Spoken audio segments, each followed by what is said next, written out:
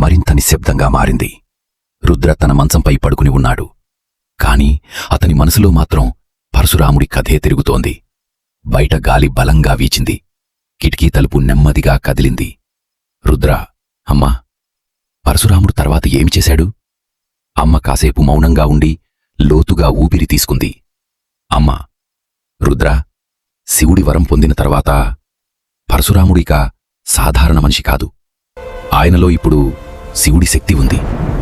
కాని ఆ శక్తిని ఉపయోగించాల్సిన సమయం దగ్గర పడుతోంది. ఉదయం జమదగ్ని మహర్షి ఆశ్రమం. ప్రకృతి మధ్యలో ప్రశాంతంగా ఉంది. రేణుకాదేవి ఆశ్రమ పనుల్లో బిజీగా ఉంది. శిష్యులు వేదాలు చదువుతున్నారు. ఆ ఆశ్రమానికి జీవమిచ్చేది దివ్య గోవు, కామధేనువు. ఆమె సాధారణ గోవు కాదు, దేవతల వరంగా వచ్చిన పవిత్ర శక్తి. ఒక్క సంకల్పంతోనే ఆశ్రమానికి కావాల్సిన అన్నీ సమకూర్చేది. కాని దూరంగా భూమి కంపిస్తోంది. గుర్రాల పరుగులు, సైనికుల అరుపులు, రథాల శబ్దం. ఒక భారీ సైన్యం అడవిని చీల్చుకుంటూ ముందుకు వస్తోంది. అతనే సహస్రబాహు కార్తవీర్య అర్జునుడు. 1000 భుజాల శక్తివంతమైన రాజు. యుద్ధంలో అతన్ని ఓడించగలవాడు లేడు. కార్తవీర్యుడు ఈ భూమిపై మాకు దక్కనిది ఏదీ లేదు. సైనికులు భయంతో తలవంచారు. ఒక మంత్రి ముందుకు వచ్చన్నాడు. మహారాజా, ఈ అడవిలో ఒక ఋషి ఆశ్రమం ఉంది. అక్కడ అసాధారణ సంపద ఉందని చెబుతున్నారు. కార్తవీర్యుడి కళ్లలో ఆసక్తి మెరిసింది. కొద్దిసేపటికే రాజు ఆశ్రమానికి చేరుకున్నాడు. జమదగ్ని మహర్షి అతన్ని గౌరవంగా ఆహ్వానించాడు. జమదగ్ని, రాజా, ఆశ్రమానికి స్వాగతం. రేణుకాదేవి కామధేనువును ప్రార్థించింది. ఆ క్షణంలోనే అనేక రకాల ఆహారం ప్రత్యక్షమైంది. రాజు ఆశ్చర్యపోయాడు. కార్తవీర్యుడు, ఇది ఎలా సాధ్యం? జమదగ్ని ప్రశాంతంగా నవ్వాడు. ఇది కామధేనువు మహిమ. కార్తవీర్యుడి ముఖంలో ఆశ్చర్యం లోభంగా మారింది. జమదగ్ని, ధర్మం బలవంతాన్ని అనుమతించదు. ఆ మాట విన్న రాజు కోపంతో లేచాడు. కార్తవీర్యుడు, సైనికులారా, కామధేనువును తీసుకెళ్ళండి. సైనికులు ముందుకు పరిగెత్తారు. అడ్డుకోబోయిన శిష్యులను నిర్దాక్షిణ్యంగా నెత్తివేశారు.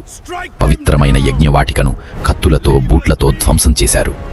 దైవాంశ సంభూతమైన ఆశ్రమ వాతావరణం దుమ్ముతో నిండిపోయింది. కామధేనువు భయంతో అరవసాగింది. రేణుకాదేవి కన్నీళ్లు పెట్టుకుంది. ఆపండి, అది పవిత్రమైనది. కాని సైన్యం బలవంతంగా కామధేనువును తీసుకెళ్ళింది. సాయంత్రం అడవిలో నుంచి పరశురాముడు తిరిగి వస్తున్నాడు. అతని చేతిలో పరశు. ఆశ్రమానికి దగ్గర పడుతున్న కొద్దీ ఏదో తప్పు జరిగిందని అతనికి అనిపించింది. నిశ్శబ్దం. తండ్రి, ఏమైంది? రామా, కార్తవీర్య అర్జునుడు కామధేనువును తీసుకెళ్లాడు. ఆ మాట విన్న క్షణంలో పరశురాముడి ముఖం మారిపోయింది. అతని కళ్లలో అగ్ని మెరిసింది. పరశురాముడు, అధర్మం హద్దులు దాటింది. పరశురాముడు తన పరశువును నేలకేసి ఒక్కసారి గట్టిగా కొట్టాడు. ఆ దెబ్బకు ధ్వంసమైన యజ్ఞగుండంలోని అగ్ని మళ్లీ ఒక్కసారిగా రగిలింది. పరశురాముడు నెమ్మదిగా ముందుకు నడవటం ప్రారంభించాడు. ప్రతి అడుగుతో అతని చుట్టూ గాలి మారుతోంది. ఆకాశంలో నల్ల మేఘాలు కమ్ముకున్నాయి. మనిషి కోపం లేదో, అది వినాశనం. రుద్ర ఒక్కసారిగా కిటికీ వైపు చూశాడు. బయట చీకటిలో ఒక దివ్య ఆకారం నిలబడి ఉంది. ఆ రూపం చేతిలో ఒక ప్రకాశించే పరశు. మెరుపు మెరిసిన క్షణంలో ఆ ఆకారం స్పష్టంగా కనిపించింది. రుద్ర భయంతో, అమ్మా! కాని తరువాతి క్షణంలో ఆ రూపం మాయమైంది.